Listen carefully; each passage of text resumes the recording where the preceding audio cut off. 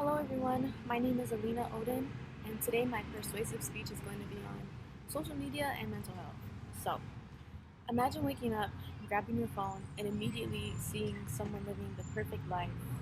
Perfect life, perfect body, perfect friends, perfect everything. But before you can even get out of bed, you already feel like you're behind. The reality is, for many young adults today, social media has become a huge part of our daily lives. But what we don't realize is how much it negatively affects our mental health. Social media may seem harmless, but it actually contributes to anxiety, depression, low self-esteem, and other mental attributes in young adults and teens. First, social media creates unrealistic standards that make people feel like they're not good enough. Most of what we see online is edited, filtered, or staged. Many people post their best moments and not their struggles.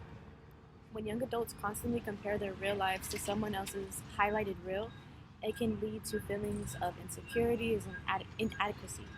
Over time, this comparison can seriously damage self-worth and self-esteem.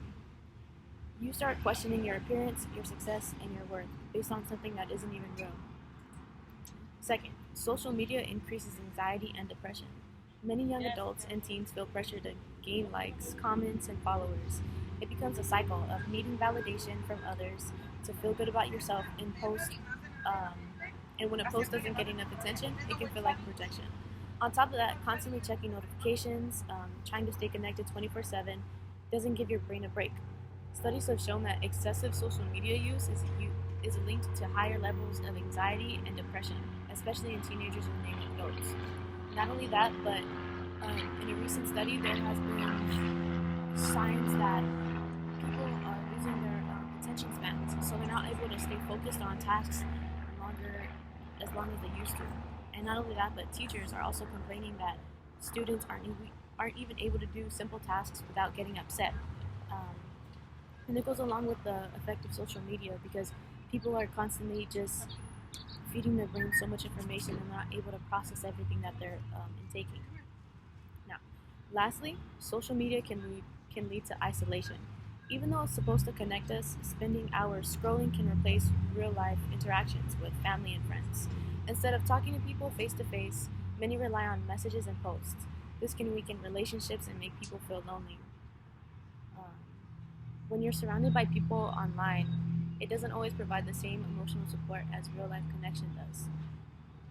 Some people might argue that social media helps to stay connected and to express himself. And true, it does have its benefits, but at the same time, if it's overused or used in unhealthy ways, the negative effect can outweigh the positives.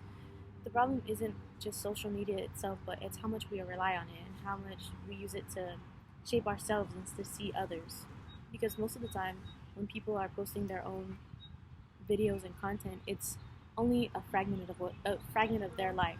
Like when we see people going on these large vacations and spending large amounts of money, they're not able to do that constantly, and that's what we see because that's what they give. But they don't always show the bad side to what um, being content or constantly living like a full life is like.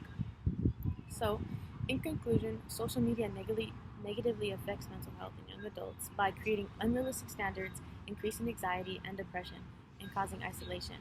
It's most important for us to be aware of the impact and how to set boundaries. Whether that means limiting screen time, taking break, or focusing on more real life connections. Even little things like going on walks, going outside, getting fresh air, riding a bike, just doing things that don't involve social media constantly. Um, and small changes like that can make a big difference in how we feel mentally.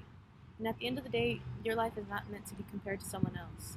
A highlighted reel is just a fragment of what someone else lives. So it's better to live your own life and see your own truth. So thank you for listening to my persuasive speech on mental health and social media.